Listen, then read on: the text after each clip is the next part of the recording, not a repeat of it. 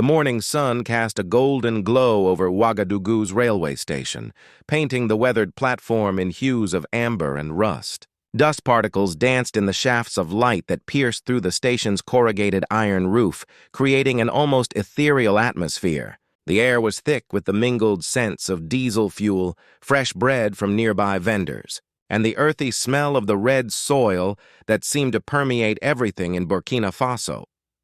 Dozens of people hurried toward the waiting train, each lost in their own morning rituals and routines. Laborers carried their tools slung over broad shoulders, their weathered hands speaking of years of hard work under the relentless African sun.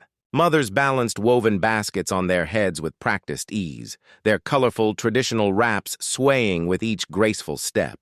Students rushed past with backpacks bouncing against their backs, their faces bright with the promise of education and dreams yet to be realized. Street vendors called out their wares, roasted peanuts, sweet cakes, cold water in plastic bags, their voices adding to the symphony of morning chaos. Amidst this swirling chaos of humanity, one figure stood apart. He was a tall man, perhaps in his early 40s, with a bearing that suggested discipline and purpose, even in his stillness. His clothing was simple, a khaki-colored shirt, worn but clean, and plain dark trousers that had seen better days. Dust clung to his scuffed leather shoes, and a small canvas bag hung from his shoulder. To any casual observer, he appeared to be just another traveler, perhaps a civil servant or a teacher heading to work in another town, but there was something in his demeanor, something in the quiet dignity of his posture and the calm alertness in his eyes, that made people instinctively step aside as he passed. It was the unmistakable presence of authority tempered with humility, of strength held carefully in check. His name was Captain Ibrahim Traoré, a soldier of the people, a defender of the nation. But here, in this crowded station, no one knew his identity. He had deliberately chosen to travel without his uniform, without the insignia of rank, without the trappings of military authority. This was a journey of observation, of understanding, a chance to see his country through the eyes of its common people, to feel their struggles and share their burdens. As Ibrahim moved through the crowd, he noticed an elderly woman struggling with a heavy basket filled with vegetables she was likely taking to market. Without hesitation, without drawing attention to himself, he stepped forward and lifted the basket onto the overhead rack inside the train car. The old woman's face, lined with the wisdom of many years, broke into a grateful smile that transformed her weathered features. "Bless you, my son," she said in Moor, her voice trembling with emotion. "May God keep you safe and grant you prosperity." Ibrahim bowed his head slightly, a gentle smile playing at the corners of his mouth. "Service is the truest form of honor, mother," he replied in the same language, his voice soft but firm. "We are all brothers and sisters on this journey." The old woman's eyes widened slightly, as if she recognized something deeper in his words, some echo of nobility that transcended his simple clothing. But before she could speak again, the crowd surged forward, and Ibrahim melted back into the mass of humanity boarding the train. The interior of the train car was a microcosm of Burkina Faso itself, crowded, diverse, vibrant, and struggling against the limitations of aging infrastructure. The heat was oppressive, even this early in the morning. The windows, many of them cracked or missing entirely, did little to provide relief. The smell of sweat, bodies pressed close together, and the faint aroma of street food created an atmosphere that was at once uncomfortable and intimately human. Children cried in the arms of tired mothers. Vendors squeezed through the narrow aisles, calling out their wares: peanuts roasted with spices, small cakes wrapped in banana leaves, plastic bags of water that served as the poor man's bottled drinks. Men argued about football, about politics, about the price of millet and the scarcity of work. Women gossiped in low voices, their conversations a complex tapestry of community news, family concerns, and the eternal strategies of survival in a challenging economy. Ibrahim positioned himself near the door, his back against the wall where he could observe the entire car. His military training was so ingrained that it operated almost unconsciously. cataloging exits, identifying potential threats, reading body language and group dynamics. But more than the tactical assessment, he was absorbing the human reality of his nation. He saw the calloused hands of laborers who worked 12-hour days for wages that barely fed their families. He noticed the faded optimism in the eyes of mothers who worried whether they could afford school fees for their children. He observed the dreams and determination in the faces of students who believed education would be their escape from poverty. This was why he had chosen to travel incognito. From behind a desk or inside a military vehicle, it was too easy to lose touch with the reality of the people he had sworn to serve. Here, pressed against other bodies, breathing the same stale air, he was reminded of the weight of his responsibilities. His trained eyes soon picked out details that others might have missed. Two young men, perhaps in their early 20s, stood near the center of the car. They were dressed in the flashy style of urban youth. Oversized t-shirts with American logos, jeans hanging low, fake gold chains around their necks. But it wasn't their clothing that caught Ibrahim's attention. It was the way their eyes constantly scanned the car, lingering on bags and pockets, evaluating, calculating pickpockets. Or worse. Ibrahim's jaw tightened imperceptibly. But he made no move, gave no indication that he had noticed them. The soldier within him had identified the threat, categorized it, and was now patiently waiting to see how it would develop. His face remained serene, his posture relaxed. To anyone watching, he appeared to be simply another weary traveler, lost in thought as he gazed out the window. Outside, the city gradually gave way to the countryside. The urban landscape of concrete and corrugated iron was replaced by vast expanses of savanna grassland, punctuated by occasional acacia trees and small villages of traditional round huts with conical thatched roofs. The red earth stretched to the horizon, and the sky seemed impossibly vast and blue. A thought flickered through Ibrahim's mind. One of the many reflections that had guided him through years of military service and countless difficult decisions. True strength lies not in the hand that strikes, but in the heart that endures. It was a principle his father had taught him. Back when Ibrahim was a boy learning to navigate the complex social dynamics of their village, his father, a respected elder and traditional healer, had shown him that real power came from self-control. From the ability to absorb injustice without retaliating in kind, from the wisdom to know when force was necessary and when patience would achieve more. The train rattled on, the rhythmic clacking of wheels on tracks creating a hypnotic backdrop to the human drama unfolding inside. As they passed through a narrow section where the tracks curved sharply, shadows from the surrounding vegetation danced across the windows, creating flickering patterns of light and dark. Then, cutting through the ambient noise like a knife, came a scream, "My purse! Someone has stolen my purse!" The voice belonged to a woman in her 30s, dressed in a vibrant traditional outfit of orange and blue fabric. She stood in the middle of the aisle, her hands frantically patting her sides, her face twisted in panic and distress. The entire car seemed to freeze. Conversation stopped mid-sentence. Vendors paused their calls. Even the crying children fell momentarily silent, sensing the sudden shift in atmosphere. Ibrahim opened his eyes. He had been resting them for a moment, and immediately assessed the situation. He could see the woman's genuine distress, but he also noticed something else. The two young men he had been watching earlier were now pressed against the opposite wall, their faces carefully neutral but their body language tense, ready for flight.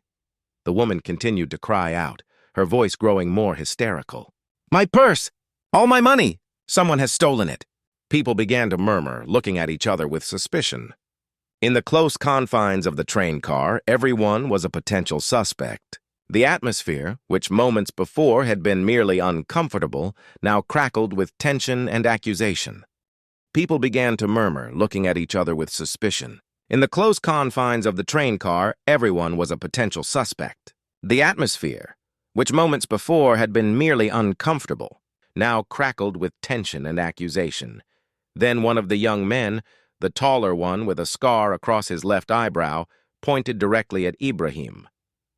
"I saw him," the young man said loudly, his voice cutting through the confusion.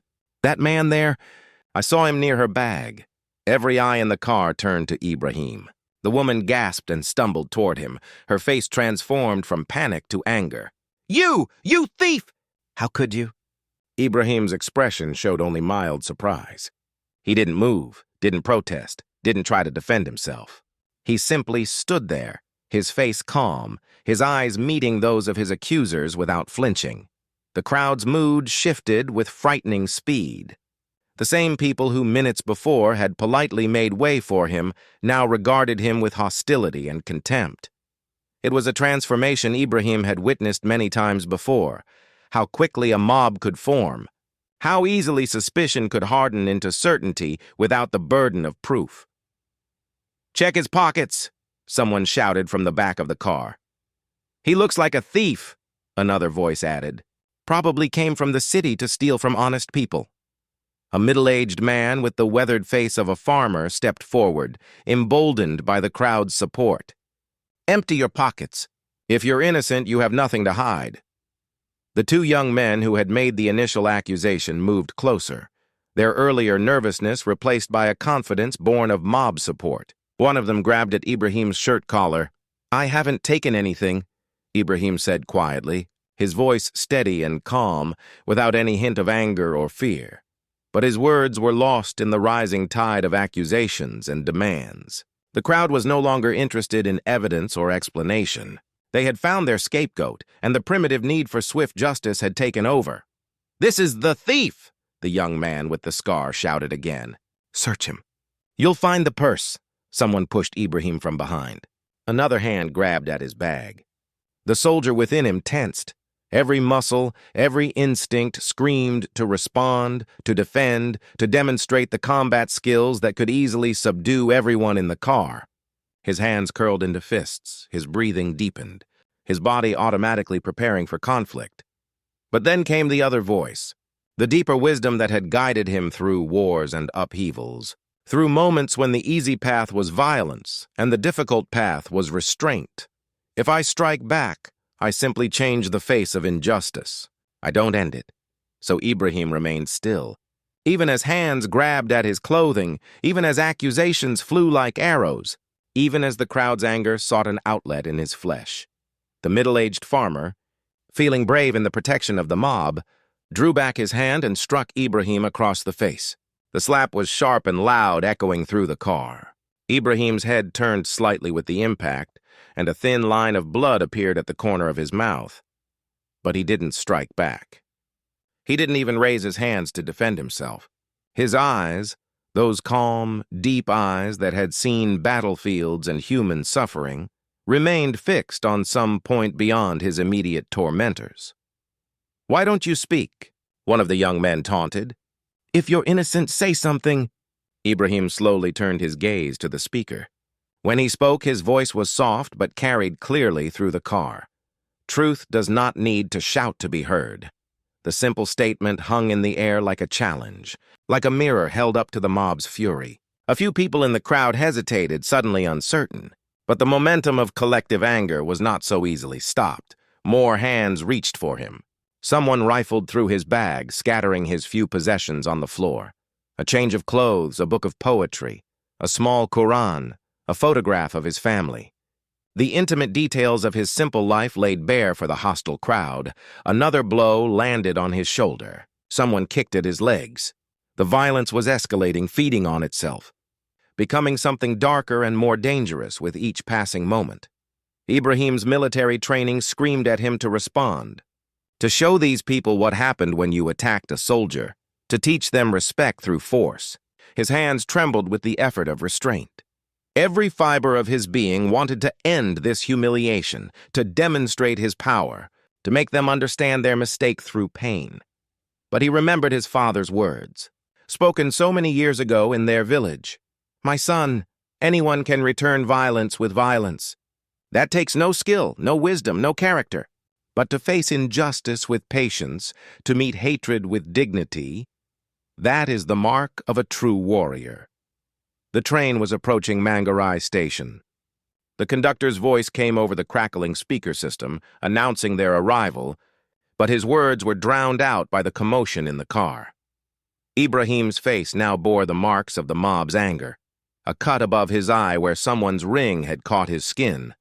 A swelling on his cheek, blood at the corner of his mouth. His shirt was torn, his dignified appearance degraded by the violence of the crowd. Yet in his eyes, there remained an inexplicable light, the light of someone who knows that truth, though it may be temporarily obscured, cannot be permanently hidden. Through the pain and humiliation, Ibrahim murmured to himself words that only he could hear. "My test has begun, and patience is my weapon." The train began to slow as it approached the station. The violent fervor in the car had exhausted itself somewhat, replaced now by a tense waiting, as if everyone anticipated the next act in this drama. It was then that a voice, elderly but powerful, commanding without being loud, cut through the tension. Enough. The speaker was an old man who had been sitting quietly in the corner throughout the entire incident. His white beard was neatly trimmed, his traditional white robes spotless, despite the dusty journey. His eyes, sharp and clear despite his age, surveyed the scene with a mixture of sorrow and disappointment.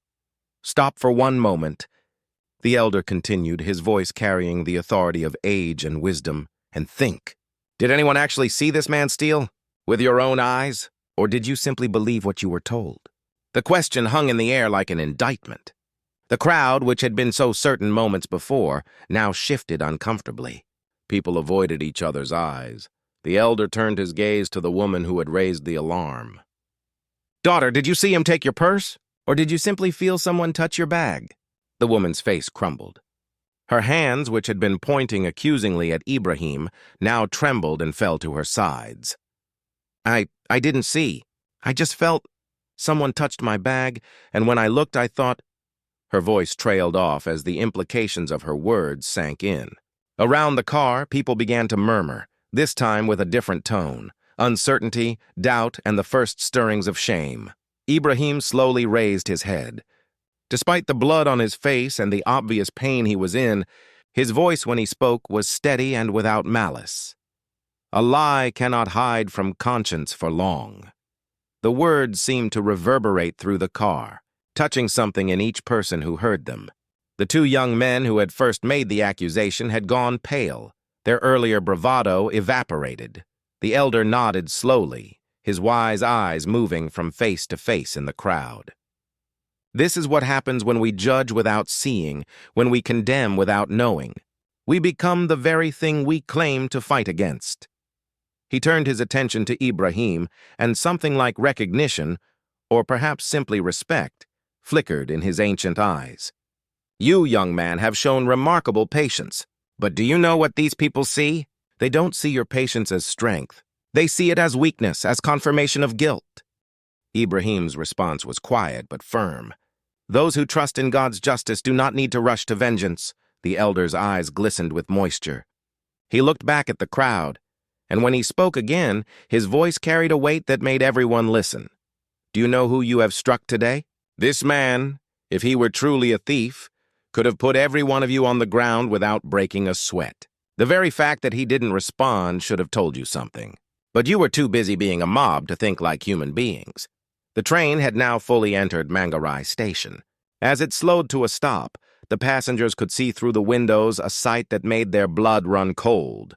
The platform was lined with soldiers, dozens of them, standing at attention in their green uniforms, rifles held at the ready. Their presence was formal, official, and utterly unexpected. This was not a random patrol or a routine security check. This was something else entirely. "Dear God," someone whispered. "What have we done?" The train squealed to a final stop. For a long moment, nobody moved. The silence in the car was absolute, heavy with dread and dawning comprehension. Then the door opened, and a military officer stepped aboard. His rank insignia identified him as a major. His face was stern, his bearing that of a man accustomed to command. Behind him, two soldiers followed, their hands on their weapons. The major's eyes swept the car, taking in the scene, the disheveled crowd, the scattered belongings on the floor, and finally Ibrahim standing near the door, blood on his face, his clothing torn. The major's jaw tightened. And when he spoke, his voice was like iron. "Who did this?" Nobody answered. The same people who had been so vocal in their accusations moments before now found themselves unable to speak. The woman who had started it all was sobbing quietly, her hands covering her face. The major took a step closer to Ibrahim. "Captain Traoré, sir, are you injured?" The word captain fell like a bomb into the silence of the car. The woman's bag slipped from her nerveless fingers and hit the floor with a dull thud. The two young men looked like they might faint. Around the car, faces went from angry and righteous to horrified and ashamed. Ibrahim stood straight despite his injuries, and his voice when he spoke was calm, almost gentle. "I'm fine, Major. These people simply made a mistake in their haste to find justice." The major's expression suggested he didn't agree with Ibrahim's charitable interpretation, but he held his tongue. Instead, he turned to face the crowd. "Do you understand what you have done? This man is Captain Ibrahim Traoré, one of our finest officers, a hero who has served this nation with distinction, and you treated him like a common criminal." The silence that followed was crushing. It was the silence of people confronting the enormity of their own injustice, the weight of their own rushed judgment. But before the major could continue, before the full weight of military authority could come down on the passengers, one of the soldiers who had remained outside came running up to the car, his face flushed with exertion. "Sir, we have news!" The major turned sharply. "What is it?" The soldier saluted crisply. "Sir, we've apprehended the actual thief. He was trying to escape through the back of the platform. We recovered the stolen purse on his person. It matches the description of the item that was reported stolen." If possible, the silence became even more absolute. Every eye in the car turned to Ibrahim, horror and shame written plainly on every face. The woman who had made the initial accusation let out a wail of despair and collapsed to her knees. "What have I done? Oh God, what have I done?" The two young men who had pointed fingers and thrown punches now stood frozen, their faces drained of all color, their earlier swagger completely evaporated. Ibrahim closed his eyes for a moment, and those watching saw something extraordinary. Not triumph, not vindication, but a kind of peaceful sorrow, as if he grieved not for himself, but for the weakness he had witnessed in human nature. "You see," he said quietly, his words addressed to no one in particular and yet to everyone. "The truth always emerges. It cannot be buried by lies or obscured by haste." The major's face was hard as stone. "These people assaulted a military officer. They should be arrested immediately," but Ibrahim raised a hand, and something in the gesture, so simple, so devoid of anger, stopped the major mid-sentence. "No," Ibrahim said firmly. "That's not necessary. Sir, with respect, they beat you. They humiliated you. They were afraid," Ibrahim interrupted gently. "They were confused. They thought they were pursuing justice, even if their methods were wrong. Punishment will only breed resentment. Understanding, on the other hand, can breed change." He turned to face the crowd, and despite his battered appearance, there was something almost noble in his bearing, something that made everyone in that car feel simultaneously ashamed and moved. "I forgive you," he said simply. "All of you, because I understand something that perhaps you don't yet understand. Our nation's greatest enemy is not external. It's not poverty, not corruption, not even injustice itself. Our greatest enemy is the speed with which we judge, the ease with which we hate, the quickness with which we become a mob." The woman who had made the accusation crawled toward Ibrahim on her knees, tears streaming down her face. "I'm so sorry. I'm so sorry. I didn't see anything. I just felt someone touch my bag, and then everyone was shouting, and I—" Her voice dissolved into sobs. Ibrahim reached down and gently helped her to her feet. "I know," he said softly. "You were scared. You reacted. But do you understand now what your fear almost cost? Not just my dignity, but your own soul. When we accuse without evidence, when we condemn without proof, we damage something precious in ourselves." The two young men who had first pointed fingers approached hesitantly, their heads bowed. The taller one, the one with the scar, could barely speak through his shame and tears. "Sir, we don't know what to say. We thought—" Everyone was saying, "You thought it was safe to join the crowd," Ibrahim finished for him. You thought that if everyone believed something, it must be true. This is how injustice spreads, my brothers. Not through the actions of evil people, but through the silence and compliance of good people who don't ask questions. The elder who had spoken up earlier nodded slowly. You have taught them something today that no school could teach, no book could convey. You have shown them the cost of rushed judgment and the power of patient dignity. Ibrahim turned to address the entire car. Despite his injuries, his voice carried clearly, reaching every corner of the cramped space. I want you all to understand something. I don't tell you this to boast, but to make you understand the gravity of what happened here. I am a soldier. I have trained for years in combat. I could have hurt every person who touched me today, easily, but I didn't. Do you know why? He paused, letting the question sink in. Because violence is easy. Revenge is easy. What's difficult is restraint. What takes real strength is patience in the face of injustice. My father taught me this when I was young. Anyone can strike back. That takes no courage. But to face hatred with dignity, to meet violence with peace, that is true strength. A young man in the crowd, perhaps a student, spoke up hesitantly. But sir, doesn't that just encourage people to treat you badly? If you don't fight back, don't they just see you as weak? Ibrahim smiled at the question, a genuine smile despite the pain it must have caused his split lip. That's what I used to think too, he said. When I was your age, I believed that strength meant never backing down, never showing vulnerability, always being ready to fight. But then I learned something important. You see, I realized that there are two kinds of strength in this world. He held up one hand. The first kind of strength is physical. It's about muscles and weapons and the ability to hurt others. This kind of strength can win battles. It can intimidate enemies. It can make people afraid. He held up his other hand. But the second kind of strength, this is much rarer.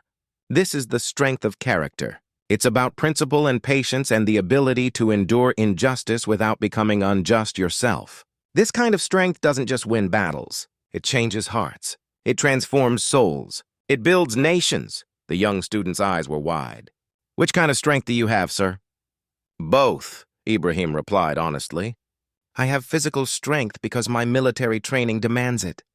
But I work every day to develop the second kind of strength because that's the only kind that truly matters in the end. The first kind of strength can protect you from your enemies. The second kind protects you from becoming like your enemies. The major, who had been listening to this exchange, stepped forward. His stern expression had softened somewhat. Captain Traoré is a decorated officer, he told the crowd. He has served in combat. He has saved lives and led men in battle. But what you witnessed today is something even more remarkable than military courage. You witnessed moral courage, the hardest kind of courage there is. Ibrahim shook his head modestly. I'm not special, Major. I simply tried to live by principles my father taught me. And those principles are available to anyone willing to practice them. He turned back to the crowd. Each of you has a choice every day. When someone wrongs you, you can respond with anger or with patience. When you see injustice, you can rush to judgment or seek the truth. When you have power over someone, you can abuse it or use it wisely. These choices, these small daily choices, these are what determine the character of a nation. The atmosphere in the train car had completely transformed. Where there had been violence and accusation, now there was shame and reflection. Where there had been certainty, now there was doubt and questioning. The woman who had made the initial accusation was still crying, but now Ibrahim sat beside her, speaking to her in low, comforting tones. Sister, I need you to understand something. You are not a bad person. You made a mistake, yes, but that mistake came from fear, not from malice. The question now is, what will you learn from this? She looked at him through her tears, her face a mask of guilt and confusion. How can you forgive me? After what I did? After what I caused? Because, Ibrahim said gently, you are human. Humans make mistakes.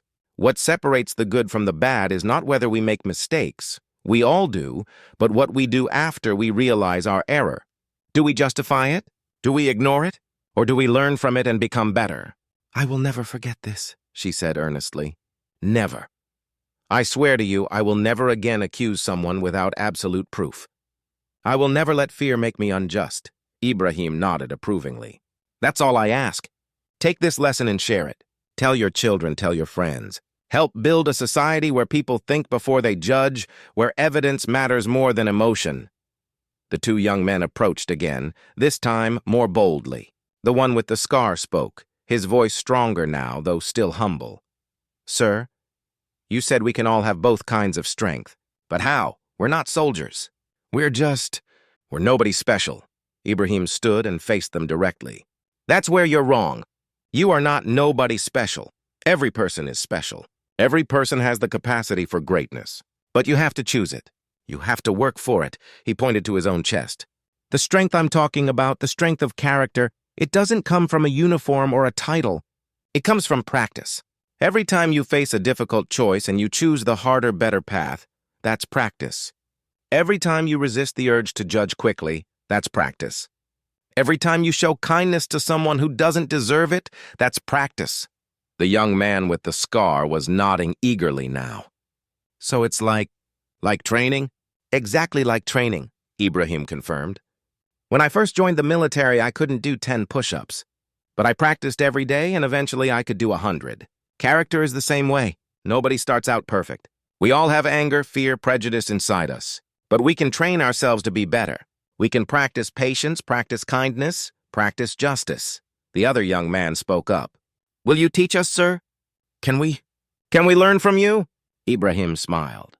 I'm teaching you right now, and you're learning. The question is, what will you do with this lesson? Will you forget it when you leave this train? Or will you carry it with you and let it change how you live? The major, who had been coordinating with his soldiers outside, returned to the car. He carried with him the recovered purse, which he handed to the woman. Your property, ma'am. Everything is still inside. We checked. The woman took the purse with trembling hands, but she didn't open it. Instead, she looked at Ibrahim with an expression of infinite regret. This money, she said slowly. I was taking it to pay for my daughter's school fees. I was so worried about losing it, so afraid that I became the very thing I feared. I caused harm. Ibrahim's expression was compassionate. Fear makes us do many things we regret. This is why courage is so important, not the courage to fight, but the courage to remain calm, to think clearly, even when we're afraid. The elder who had defended Ibrahim earlier rose from his seat and walked to the center of the car. His old bones creaked with the effort, but his voice was still strong. Young people, listen to me. I have lived many years, seen many things, and I tell you this. What you have witnessed today is a rare gift. How many times in life do we get to see the immediate consequences of our actions? How often do we see, so clearly and so quickly, the difference between right and wrong? He gestured toward Ibrahim. This man could have hidden his identity, could have let you all be arrested for assaulting a military officer. He could have used his power to punish you severely, but instead he chose to teach you. This is leadership. This is wisdom. This is what our nation needs.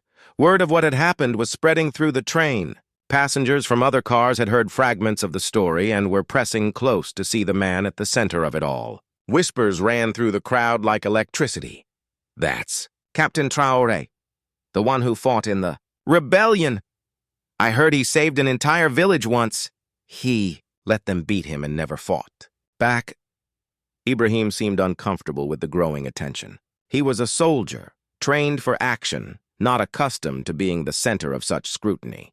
But he understood that this moment was important, that what happened here would be retold, would spread through communities, might, if he handled it right, spark something meaningful.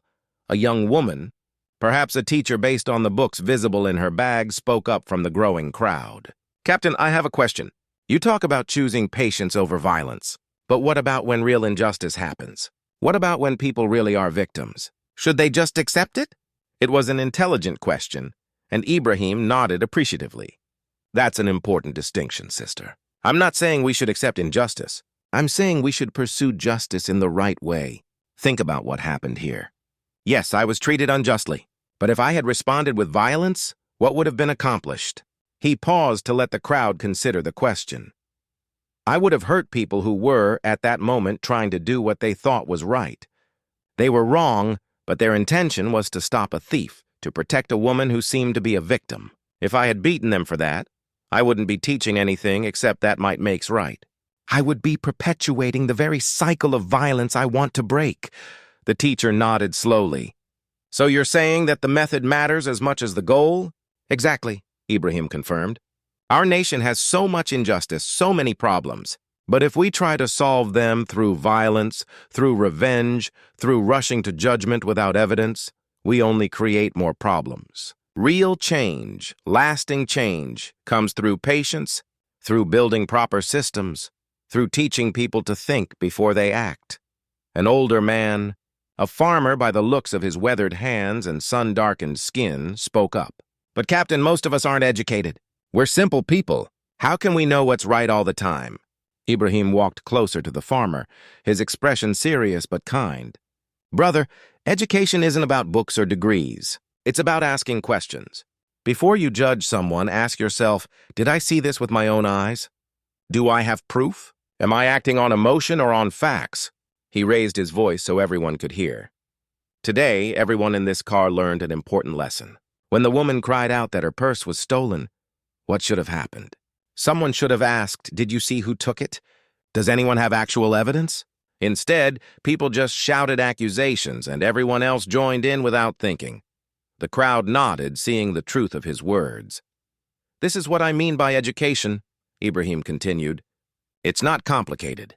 It's simple wisdom. Think before you act. Ask questions before you judge. Seek evidence before you condemn. If everyone followed these simple principles, half the injustice in the world would disappear. A voice from the back called out, but what if we had been right? What if you really had been the thief? Ibrahim turned toward the voice. Then you should have gathered evidence, held me securely but without violence, and turned me over to the authorities. That's how justice works. Not through mob violence, but through proper process. What happened here wasn't justice. It was revenge without even confirming there was something to take revenge for. The major stepped forward again. Let me add something to what the captain is saying. I've worked in law enforcement for 20 years, and I can tell you, mob justice is never real justice. Mobs are driven by emotion, not reason. They make mistakes, terrible mistakes, like you almost made today. His voice grew harder. And let me be very clear. If Captain Traoré hadn't been the man he is, if he had insisted on pressing charges, every single person who touched him would be facing serious criminal charges right now. Assault on a military officer is not taken lightly. The crowd seemed to shrink back, the weight of what they had escaped finally sinking in fully. Ibrahim raised his hand. But that's not the path we're taking. Because punishment, while sometimes necessary, doesn't change hearts. It doesn't build understanding. What I hope happens instead is that everyone here remembers this day and makes different choices in the future. As the train remained stopped at the station, the conversation continued. It had transformed from a confrontation into something more like a community gathering, a collective processing of a shared experience that had shaken everyone involved. A young student, perhaps 16 or 17, raised his hand hesitantly. Sir, can I ask you something personal? Ibrahim nodded encouragingly. Of course. When they were hitting you, what were you thinking? Weren't you angry? The question brought a moment of silence. Everyone wanted to know the answer. Ibrahim took a deep breath. Angry? Yes, I was angry. I'm human. When someone strikes you unjustly, when people accuse you falsely, the natural human response is anger. My blood was boiling. Every instinct I had was screaming at me to fight back. So why didn't you? The student pressed.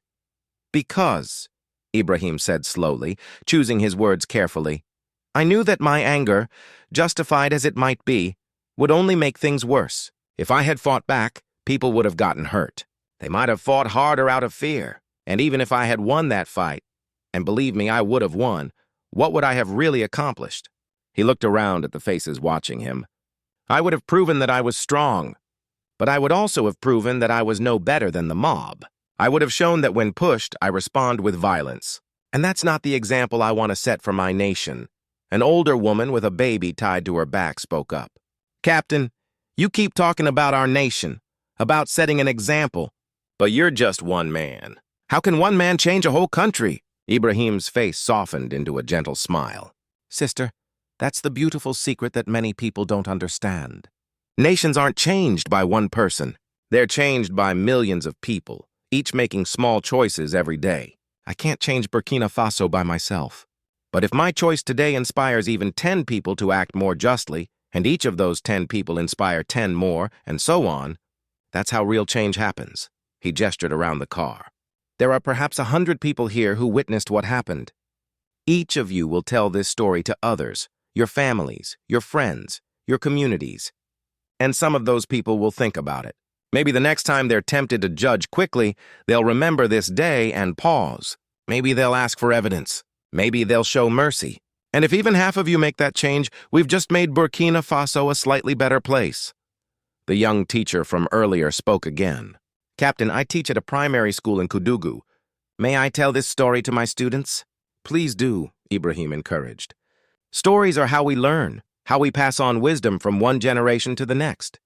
Tell them what happened here. But more importantly, talk to them about why it matters. Help them understand the importance of thinking before acting, of seeking truth before judging.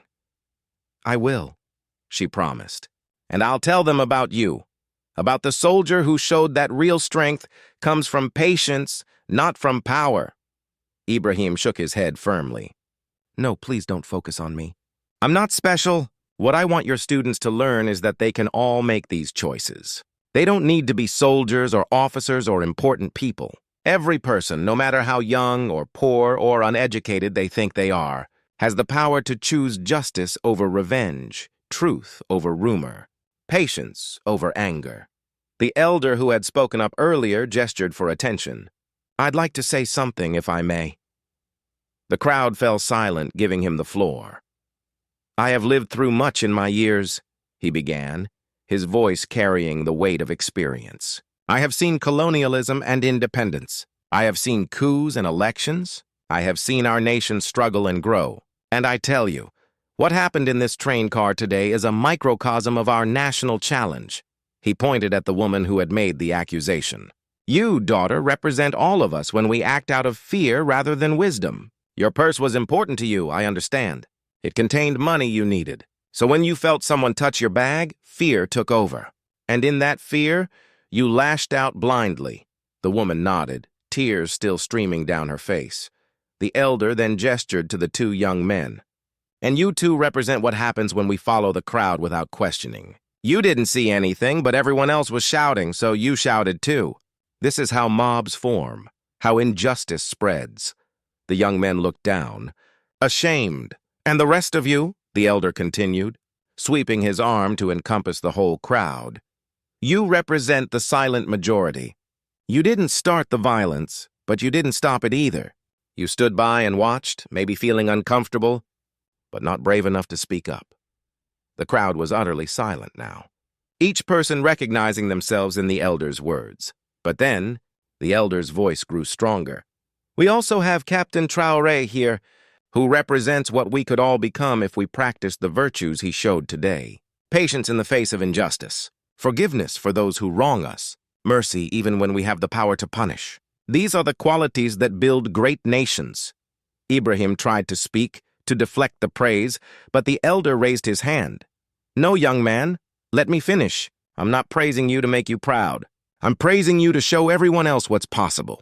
You see, people, he turned back to the crowd, we often think that our problems need complex solutions. We say our nation needs better laws, better leaders, better systems. And yes, those things would help. But the foundation of everything is character. If our people have good character, if we are patient, just, honest, brave, then everything else follows. A middle-aged man who had been silent until now spoke up. But elder, how do we build that character? Most of us weren't trained like the captain. We're just ordinary people trying to survive. The elder smiled. That's exactly my point, brother. You don't need special training. Character is built through choices, small choices, every single day. When someone cuts in front of you in line, you can yell at them or let it go. That's a choice that builds character. When you hear a rumor about someone, you can spread it or question it. That's a choice that builds character. When you have power over someone, you can abuse it or use it wisely. That's a choice that builds character. Ibrahim nodded vigorously. The elder speaks true wisdom. Let me give you an example from my own life.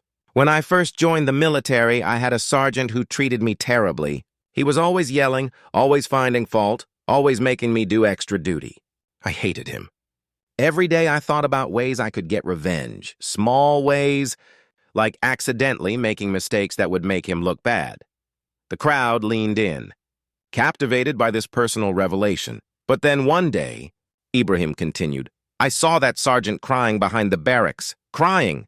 This big, tough man who seemed to have no feelings at all. I hid and listened, and I heard him talking to someone about his wife, who was very sick. He was terrified of losing her, and he was taking out his fear and stress on us recruits. Ibrahim paused, remembering. At that moment, I had a choice. I could feel satisfaction that this man who had made my life difficult was suffering. Or I could feel compassion. I chose compassion. I didn't confront him or tell him I knew. But from that day on, when he yelled at me, I understood that his anger came from pain, not from real malice toward me. And that understanding helped me be patient with him. What happened to him? Someone asked. His wife recovered, Ibrahim said with a small smile. And he changed. He became a much better sergeant. Later, after I became an officer, I worked with him again, and he actually apologized for how he had treated me years before. He said he had been in a dark place and had taken it out on the recruits. The young student who had asked earlier spoke up again. So what you're saying is that understanding people's pain can help us be more patient with them. Exactly, Ibrahim confirmed. Most people who do wrong, who lash out, who are unjust, they're not evil. They're in pain. They're afraid. They're confused. And yes, we still need to hold them accountable for their actions. But understanding the why behind behavior helps us respond with wisdom instead of just anger. The woman who had made the initial accusation had been listening to all of this. And now she spoke up, her voice stronger than before. Captain, I want to ask you something. You keep saying we need to change, to be better. But how do we make sure we remember these lessons? How do we keep from falling back into old habits? It was a profound question, and Ibrahim took a moment before answering. That's the real challenge, isn't it? In this moment, right now, everyone here is feeling the weight of what happened. We're all reflecting, learning, growing. But tomorrow, next week, next month, it's easy to forget. We get caught up in our daily struggles, and these lessons fade. He stood and walked to the center of the car. Let me tell you what I do. Every night before I sleep, I review my day. I ask myself questions. Did I act with integrity today? When I was angry, did I control my temper? When I had power over someone, did I use it wisely? When I saw injustice, did I speak up? This practice keeps me honest with myself. A young man raised his hand. But Captain, I can barely read. How can I do something like that? Ibrahim shook his head. You don't need to write anything down. Just think about it. Talk to your family about it. Before you sleep, spend a few minutes thinking about your choices that day. And here's the important part. Don't just focus on your failures. Celebrate your successes too. If you were patient when you wanted to be angry, acknowledge that. If you showed kindness when you could have been cruel, recognize that. This builds your character, makes you stronger, the teacher spoke up again. I love this idea. Captain, would you be willing to visit my school sometime? To talk to the children about these things? Before Ibrahim could answer, the major stepped in. Captain Traoré's schedule is extremely demanding. He has responsibilities across the entire nation. But Ibrahim raised his hand. Major, with respect, I would be honored to visit this teacher's school. In fact, I would like to visit many schools. Because these conversations, these moments of connection with our people, this is just as important as any military operation. He turned to the teacher. Give your information to the major. We'll coordinate something. And I'll bring other officers too. Our military needs to be connected to the people we serve. We need to understand your lives, your challenges, your hopes. The elderly woman with the baby spoke again. Captain, can I ask you about your family? Do you have children? Ibrahim's face softened. Yes, I have 3 children. 2 boys and a girl. And what do you teach them? She pressed. I teach them what my father taught me, Ibrahim replied. That wealth and power are temporary, but character is eternal. That it's better to be respected than feared. That the measure of a person is not in how they treat those above them, but how they treat those below them. He smiled, a genuine warmth in his expression. My daughter, she's only 7, but she already understands something important. Last week, a boy in her class was being mean to another student. Instead of joining in or staying silent, she stood up to him, not with violence, but with words. She told him that hurting others doesn't make you strong. It makes you weak. The crowd murmured appreciatively. I was so proud of her, Ibrahim continued. Not because she was my daughter, but because she showed moral courage at such a young age. That's what I want to see in all our children. The courage to stand up for what's right, even when it's difficult. The train had been stopped at the station for almost an hour now. The conductor had been waiting patiently, understanding that something important was happening, but now he approached the major. Sir, we need to continue our journey. There are schedules to keep. The major nodded and turned to the crowd. We must move on. But before we do, I want everyone here to understand something. Today, criminal charges could have been filed. People could have been arrested. But Captain Traoré has shown mercy. Do not mistake his mercy for weakness, and do not think that this means justice doesn't matter. He paused, letting his words sink in. What the captain is asking for, demanding, really, is that you all take responsibility for your actions. Not through punishment, but through change. He's given you a gift today, the chance to learn and grow instead of being punished. Honor that gift by becoming better people. Ibrahim stepped forward one last time. Before we part ways, I want to leave you with a final thought. Our nation faces many challenges. We struggle with poverty, with corruption, with injustice. But these are symptoms of a deeper problem. The real challenge is in our hearts, in our character, in our daily choices. He looked around at every face. Each of you has the power to make Burkina Faso better, not through grand gestures or heroic acts, but through small daily choices. Choose truth over lies. Choose patience over anger. Choose justice over revenge. Choose understanding over judgment. If we all do this, if we all commit to building our character, our nation will transform. The crowd was completely silent, absorbing his words. And one more thing, Ibrahim added, his voice softening. What happened today between us? Let it be a new beginning. Not an end, but a beginning. You have all learned something painful but valuable. Use it, share it, live it. And when you see others about to make the same mistakes you made, speak up. Be brave enough to stand against the mob, like the elder did today. The elder smiled and bowed his head in acknowledgement. Ibrahim continued, Remember, a nation is only as strong as its weakest link, only as just as its cruelest citizen, only as wise as its most thoughtful person. We are all connected. When one of us acts unjustly, we all bear the shame. When one of us acts with integrity, we all share the honor. He picked up his bag, which someone had gathered and handed to him. I forgive every person here who wronged me today. I hold no grudges, no resentment, but I ask that you hold on to the lesson. Make it mean something. Make my suffering count for something by becoming better people. The woman who had started everything rushed forward and fell at his feet. Captain, I swear to you, I will never forget this day. I will teach my daughter what happened here. I will make sure she understands the importance of seeking truth before making accusations. Ibrahim helped her up gently. That's all I ask, sister. Teach the next generation better than we were taught. That's how progress happens. The two young men approached more slowly, still clearly ashamed.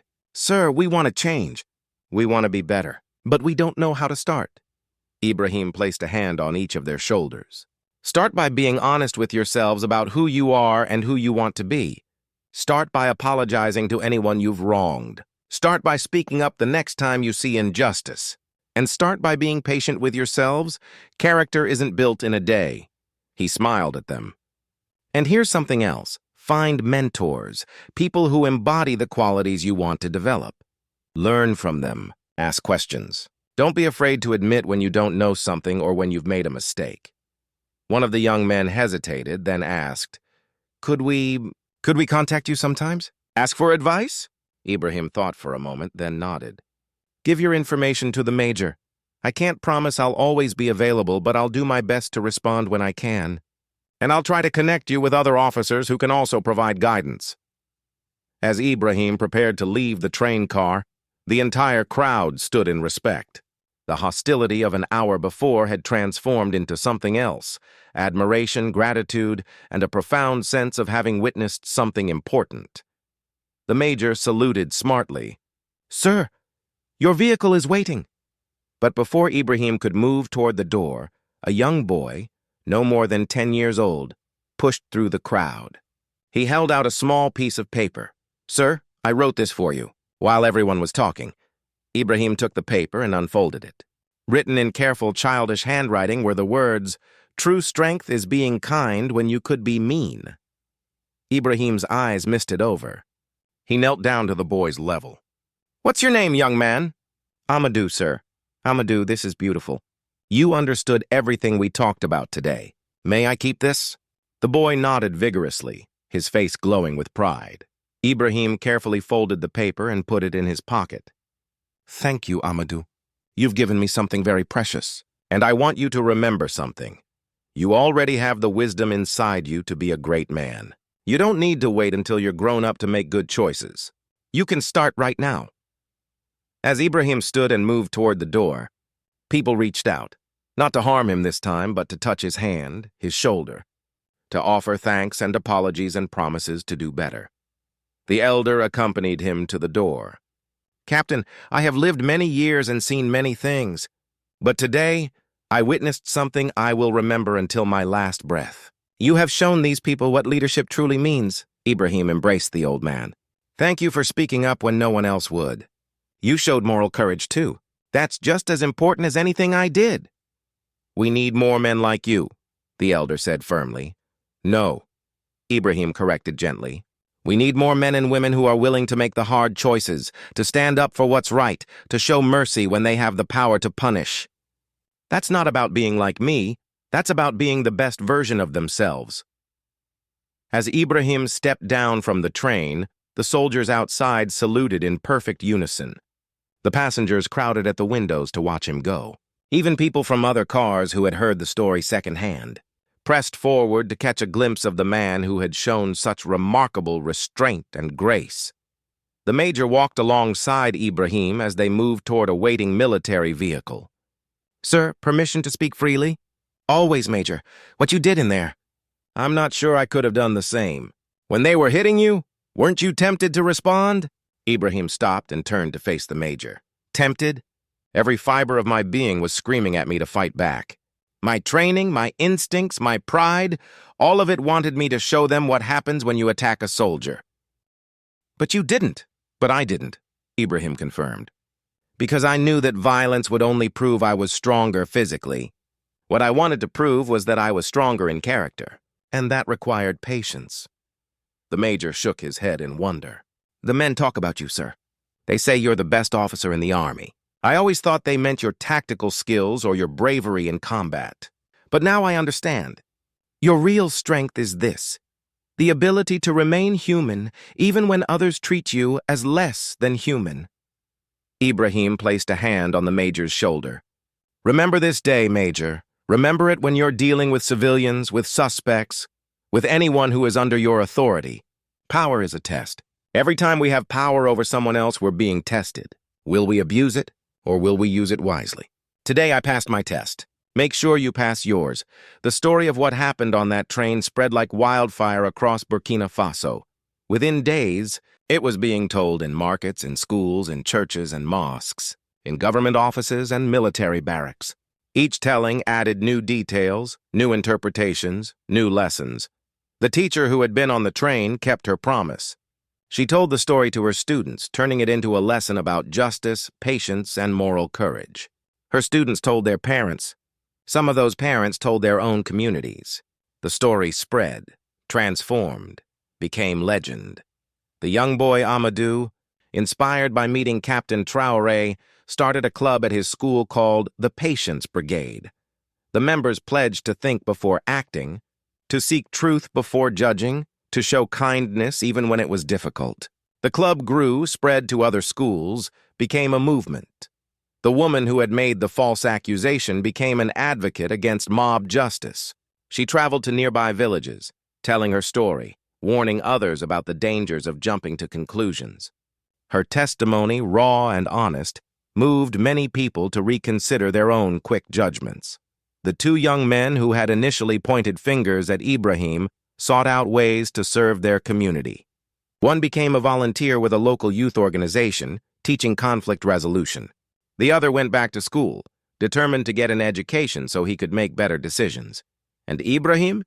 He continued his work as a soldier, as an officer, as a servant of his nation. But now, whenever he could, he also spoke at schools, at community centers, at gatherings of young people. He shared the lessons he had learned, not just from his military training, but from his father, from his own mistakes, from that day on the train. 6 months after the incident on the train, Ibrahim received an invitation to attend a special ceremony at a school in Kudugu, the school where the teacher from the train worked. He accepted, curious about what they had planned. When he arrived, he found the entire school assembled in the courtyard. Hundreds of children in uniforms, teachers standing along the sides, parents crowding at the back. A banner hung across the main building. "Welcome, Captain Traoré, teacher of patience." The principal, a dignified woman in her 50s, greeted him warmly. "Captain, thank you for coming. The children have been so excited. Your story has transformed our school." As Ibrahim was led to the front of the assembly, he noticed several familiar faces in the crowd. The teacher from the train was there, beaming with pride. The 2 young men who had accused him were also present, now volunteers at the school. And there, in the front row, sat little Amadou, the boy who had written him the note. The principal addressed the assembly. "Children, we have a special guest today. Captain Ibrahim Traoré has come to speak with us. But before he does, we have something to show him." She nodded to a teacher who unveiled a large painting that had been covered with cloth. The painting depicted the scene on the train, Ibrahim standing calmly while people around him were angry and aggressive. But what made the painting remarkable was that from Ibrahim's chest, painted in gold, rays of light extended outward, touching every person in the scene. This painting, the principal explained, was created by our students to represent what we learned from your story. The light represents patience, justice, understanding, all the qualities you showed that day. And see how the light touches everyone? That's because your choices affected everyone around you. Your patience taught them. Your forgiveness changed them. Ibrahim was deeply moved. He stood before the painting for a long moment, studying the details, remembering that difficult day. When he finally spoke, his voice was thick with emotion. "Thank you. This is more than I deserve. I was just trying to do what I thought was right, and that," the principal said firmly, "is exactly what makes you a hero. Not your military rank, not your combat experience, but your choice to do what was right even when it was difficult." Ibrahim turned to address the students. "Young people, I want you to understand something important. That painting shows me as special, as different from everyone else. But I'm not. I'm just a man who tries every day to live according to certain principles." He walked closer to the children. "Each of you has the same potential I have. You can all choose patience over anger. You can all choose truth over lies. You can all choose kindness over cruelty. These aren't special powers that only some people have. They're choices available to everyone." A small girl raised her hand. "Captain, sir, what if someone is mean to us? Should we just let them?" Ibrahim smiled at the question. "That's a good question. No, you shouldn't just let people be mean to you. But there's a difference between defending yourself and seeking revenge. If someone is hurting you, you should speak up, tell a teacher or parent, remove yourself from the situation. What you shouldn't do is become like them. Don't let their cruelty make you cruel. Don't let their injustice make you unjust." Another child asked, "But Captain, don't bad people win if we're always nice?" "Another excellent question," Ibrahim acknowledged. "And the answer is no, they don't win. Think about what happened on the train. If I had fought back, beaten up everyone who attacked me, what would have happened? I would have physically won, but I would have lost morally. I would have proven that violence is the answer. That might makes right." He paused, making sure they were following. "But by choosing patience, by refusing to become like my attackers, I won a bigger victory. I changed hearts. I taught lessons. I planted seeds of better behavior that are still growing today. That's a much more important victory than any physical fight could ever give me." The ceremony continued with songs and poetry, all inspired by the incident on the train. Students performed skits showing the importance of gathering evidence before accusing someone. Others recited poems about patience and justice. Then Amadou stood up. He had grown taller in the 6 months since they'd met, more confident. He held a folder full of papers. "Captain Traoré, you probably don't remember, but I gave you a note that day on the train." "I remember very well, Amadou," Ibrahim said warmly. "I still carry that note with me." Amadou's face lit up. "Really? You kept it?" Ibrahim reached into his pocket and pulled out his wallet. From one of the compartments, he carefully extracted the worn piece of paper and held it up for everyone to see. "I keep it here," he explained, "as a reminder. When I'm having a difficult day, when I'm tempted to respond with anger instead of patience, I read this note. It reminds me that even children understand these truths, and if children can understand them, adults have no excuse for forgetting them." Amadou wiped his eyes. "Captain, I started a club at school. We call it the Patience Brigade. We have 37 members now, and we all promise to live by the principles you showed us. Every day we ask ourselves, what would Captain Ibrahim do?" Ibrahim felt a lump in his throat. He knelt down so he was at eye level with the boy. "Amadou, that's wonderful. But I want you to change something. Don't ask what would Captain Ibrahim do. Ask instead, what would the best version of myself do? Because you don't need to be me. You need to be you, the best, strongest, most principled version of yourself." The boy nodded seriously. "I understand, sir. But you showed us what the best version looks like. You gave us a model to follow." "Then I'm honored," Ibrahim said simply. "Truly honored. Keep growing your club. Keep learning and practicing these principles. And one day, when you're older, you'll teach them to others. That's how we build a better nation, one person, one choice, one act of patience at a time." Years passed. The incident on the train became part of Burkina Faso's national consciousness, a story told and retold, a parable about the importance of justice, patience, and moral courage. Captain Ibrahim Traoré continued his service to the nation, eventually rising to higher ranks, taking on greater responsibilities. But he never forgot the lessons of that day, and he never stopped seeking opportunities to connect with ordinary citizens, to understand their lives, to serve them not just as a soldier but as a fellow human being. The Patience Brigade that young Amadou started grew into a national youth movement. Thousands of young people across Burkina Faso joined, pledging to think before acting, to seek truth before judging, to show compassion even in difficult circumstances. Crime rates dropped in communities where the movement was strong. Social cohesion improved. People began to trust each other more. The woman who had made the false accusation became a powerful voice for justice reform. Her testimony before the National Assembly helped pass new laws protecting people from mob violence and ensuring proper investigation before accusations could be made public. She often said in her speeches, "I was given mercy when I deserved punishment, and that mercy changed my life. Now I work to extend that same mercy to others." The two young men became community leaders in their own right, working with at-risk youth, teaching them about the consequences of rushing to judgment, sharing their own story as a cautionary tale. And the teacher whose school had honored Ibrahim continued her work, training a new generation of students to value character over ambition, patience over instant gratification, truth over convenience. But perhaps the most significant impact was the least visible. In thousands of homes across the nation, parents told their children the story of Captain Ibrahim and the train. They used it as a teaching tool, a way to illustrate important values. And slowly, imperceptibly, the character of the nation began to shift. People became more likely to question accusations, to demand evidence, to resist the pull of mob mentality. They became more willing to show mercy, to seek understanding, to build bridges instead of walls. It wasn't a dramatic transformation. There were still problems, still injustice, still work to be done. But things were better. Measurably, tangibly better, and all of it traced back to one man's choice. In one train car, on one difficult morning, to respond to injustice with patience, to meet hatred with dignity, to transform suffering into teaching. Years later, when Ibrahim was an old man, retired from active service but still engaged in community work, a young reporter asked him about that day on the train. The story had become so legendary that some people doubted it had really happened that way. "Tell me the truth, Captain," the reporter said. "Weren't you afraid? Weren't you tempted to fight back? Did it really happen as the stories say?" Ibrahim smiled, his face now lined with age, but his eyes still bright with that same inner light.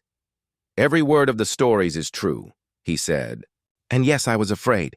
Yes, I was tempted to fight back. But I chose not to because I understood something important. The fights we win inside ourselves are more important than the fights we win against others." And do you think it made a difference? The reporter pressed. Your choice that day, did it really change anything? Ibrahim gestured out the window of his modest home. In the street, children were playing. They were using a modified version of tag they called patience game, where the person who was it had to count to 10 before chasing, teaching them to pause and think before acting. Look at them, Ibrahim said softly. Those children are learning values that will shape their character for life. Their parents are teaching them because their parents learned from that day on the train. So yes, it made a difference. Maybe not the kind of difference that makes headlines or wins awards, but the kind of difference that quietly, steadily transforms a nation. The reporter nodded, understanding. So the light continues to spread. The light continues to spread, Ibrahim agreed. And it always will as long as people choose to carry it forward. That's the real lesson of that day. Not that I was somehow special, but that we all have the power to be light bearers. We all have the power to choose patience over anger, truth over lies, mercy over revenge. And when we make those choices, we light the way for others to do the same. He looked at the young reporter with eyes full of wisdom earned through decades of service and sacrifice. That's the story I want you to tell. Not a story about one man's heroism, but a story about the power we all have to change the world through our daily choices. Every time someone pauses before judging, every time someone seeks truth before accusing, every time someone shows mercy when they could show cruelty, that's the legacy of that day on the train. That's the light still spreading. The sun was setting as the interview ended, casting long shadows across the simple room. But the light in Captain Ibrahim Traoré's eyes never dimmed, a testament to the enduring power of character, the lasting impact of patience, and the revolutionary potential of choosing, in every moment, to be the best version of ourselves. And somewhere in Burkina Faso, in 1,000 homes and schools and gathering places, the story was being told again. A new generation was learning the lessons of the train. The light continued to spread. The nation continued to grow. All because one man, on one difficult day, chose patience over power, mercy over revenge, and teaching over punishment. His choice changed everything.